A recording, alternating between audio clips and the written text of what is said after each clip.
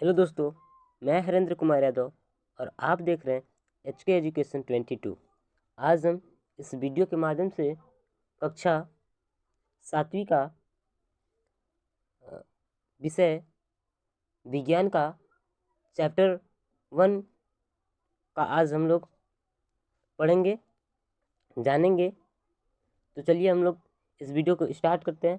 तो है पहला चैप्टर का नाम पादपों में पोषण। पादपों में पोषण, चलिए हम लोग चालू करते हैं। कक्षा 6 में ही आप पढ़ चुके हैं कि सभी जीवों के लिए भोजन आवश्यक है। आप यह भी पढ़ चुके हैं कि कार्बोहाइड्रेट, प्रोटीन, वसा, विटामिन, खनिज भोजन के घटक हैं। तो आप कक्षा 6ठी में ही पढ़ चुके हैं कि सभी जीवों के लिए भोजन आवश्यक है। आप ये अच्छी तरह से जानते हैं कि इस पृथ्वी पर चाहे कैसा भी जीव हो, उसे भोजन आवश्यकता ही है। ठीक है। आप यह भी पढ़ चुके हैं कि कार्बोहाइड्रेट, प्रोटीन, वसा, विटामिन एवं खनिज भोजन के घटक हैं। भोजन के ये घटक हमारे शरीर के लिए आवश्यक हैं। और ये जो भोजन के घटक हैं, ये हमारे शरीर के लिए महत्वपूर्ण है, आवश्यक है तथा इन्हें पोषक कहते हैं। और जो हमारे ये भोजन के घटक हैं, इन्हें हम पोषक कहते हैं। भोजन के घटक को क्या कहते हैं? पोषक कहते हैं। सभी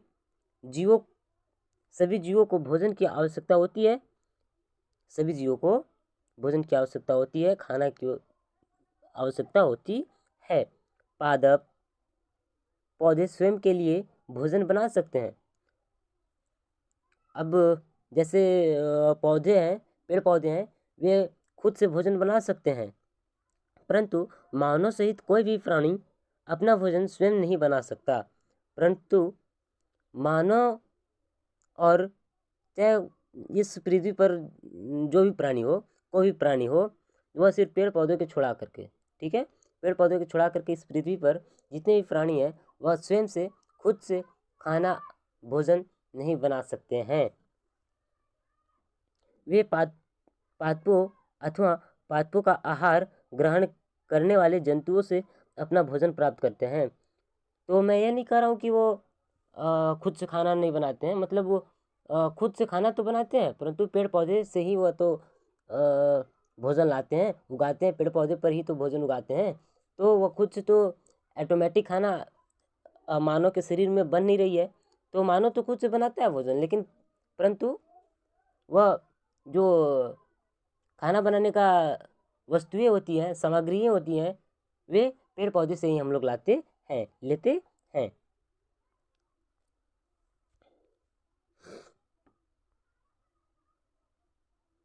वे पादपों अथवा पादपों का आहार ग्रहण करने वाले जंतुओं से अपना भोजन प्राप्त करते हैं। वे पादपों अथवा पादपों का आहार ग्रहण करने वाले जंतुओं से अपना भोजन प्राप्त करते हैं। अतः मानव तथा अन्य प्राणी प्रत्यक्ष या परोक्ष रूप से पादपों पर निर्भर है। तो प्रत्यक्ष रूप से कहें या परोक्ष रूप से कहें,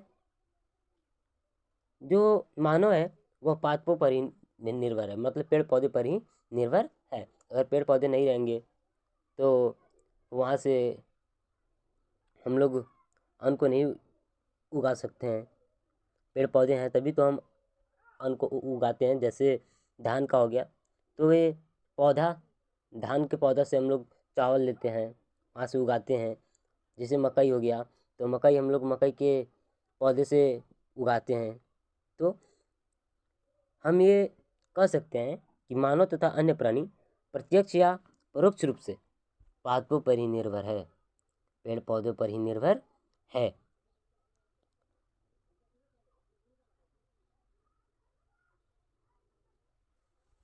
अब चलिए आगे 1.1 पादपों में पोषण विधि। अब चलिए हम लोग देखते हैं कि पादपों सिर्फ जो होते हैं वह स्वयं से कैसे खाना बनाते हैं, स्वयं से कैसे भोजन बनाते हैं। केवल पादप ही ऐसे जीव हैं जो जल, कार्बन डाइऑक्साइड एवं खनिज की सहायता से अपना भोजन बना सकते हैं। सिर्फ पेड़ पौधे ही एकमात्र ऐसे जीव हैं जो कि खुद से खाना बना सकते हैं। ये सभी पदार्थ उनके परिवेश में उपलब्ध होते हैं, और जो ये जल हो गया, कार्बन ऑक्साइड हो गया, या खनिज हो गया, ये सभी पदार्थ उनके परिवेश में, पर्यावरण में उपलब्ध होते हैं। पोषक पदार्थ सजीवों की शारीरिक संरचना, वृद्धि तथा क्षतिग्रस्त भागों के रखरखाव के लिए समर्थ बनाते हैं तथा विभिन्न जैव प्रक्रमों के लिए आवश्यक ऊर्जा भी प्रदान करते हैं। अब ये सभी जो पोषक पदार्थ हुए सजीव की शारीरिक संरचना, वृद्धि, ये सब को बढ़ावा देती है। अगर हम भोजन नहीं करेंगे तो दुबले पतले हो जाएंगे, हमारा हाइट नहीं होगा, मेरा वृद्धि नहीं होगा। तो हमें भोजन तो ज़रूरी है, महत्वपूर्ण है, आवश्यकता ही है। सजीवों द्वारा भोजन ग्रहण करने एवं इसके उपयोग की विधि को पोषण कहते हैं। सजीवों द्वारा भोजन ग्रहण करने एवं इसके उपयोग की विधि को पोषण कहते हैं। पोषण की वह विधि जिसमें जीव अपना भोजन स्वयं संश्लेषित करते हैं स्वपोषण कहलाती है। अब देखिए, पोषण तो हुआ, लेकिन पोषण का भी विधि अलग अलग है। पोषण की वह विधि, वह क्रियाकलाप जिसमें प्राणी अपना भोजन, अपना खाना स्वयं संश्लेषित करती है, यानी कि खुद बनाती है, वह स्वपोषण कहलाती है। वे जीव स्वपोषीय जीव कहलाती है।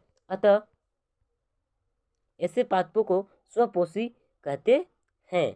देखिए, मैंने यहाँ बताया था कि ऐसे पादपों को जो अपना भोजन स्वयं बनाते हैं उन्हें स्वपोषी कहा जाता है, और यहाँ भी है कि वैसे पादपों को स्वपोषी कहते हैं। जंतु एवं अधिकतर अन्य जीव पादपों द्वारा संश्लेषित भोजन ग्रहण करते हैं।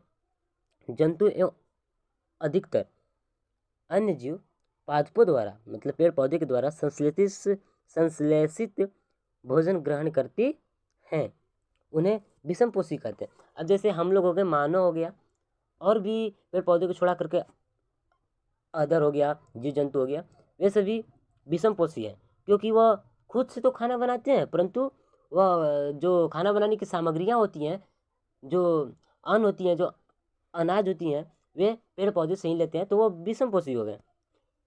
ठीक है। अब हम पूछ सकते हैं कि पादपों की खाद्य फैक्ट्रियाँ कहाँ स्थित हैं। चलिए इसको छोड़ते हैं।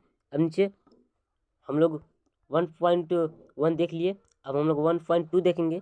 प्रकाश संश्लेषण, पादपों में खाद्य संश्लेषण का प्रक्रम। पत्तियाँ पादप की खाद्य फैक्ट्रियाँ हैं। ठीक है, समझे इस बात को। पत्तियाँ मतलब जो पेड़ पौधे के पत्ते होते हैं, वे पादप के लिए, पेड़ पौधे के लिए खाद की